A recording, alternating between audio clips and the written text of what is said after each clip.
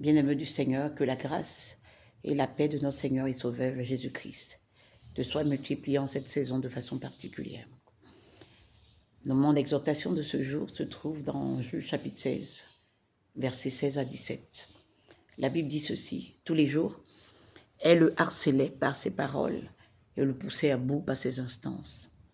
Excédé à en mourir, il finit par lui révéler son secret.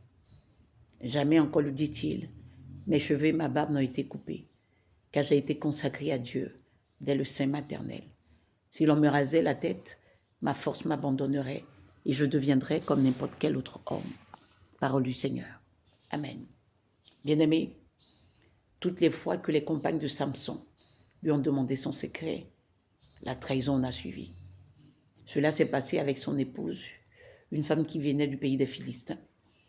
Ensuite, la Bible dit qu'à Gaza, il est entré dans la maison d'une prostituée avec laquelle il a eu des rapports. Et elle aussi, elle a trahi. La troisième fois a été avec celle dont il est tombé amoureux dans la vallée de Sorek, d'Elila. Il a fini par lui livrer son secret. Mais ce qu'on remarque ici, c'est que Samson n'a pas pris des deux expériences passées. Il s'est laissé encore embobiner par Delila. Ce que je voudrais vraiment te dire au travers de ce passage ce matin, c'est qu'il faut que tu apprennes à tirer des leçons des erreurs du passé pour ne pas refaire les mêmes choses. Je ne crois pas que la destinée de Samson était de finir par la mort. Il devait délivrer le peuple, venger son peuple et puis continuer ce qu'il avait fait sur la terre. Mais parce qu'il n'a pas su tirer des leçons de son passé, des mauvaises expériences de son passé, il a refait les mêmes erreurs plusieurs fois et cela lui a coûté la vie.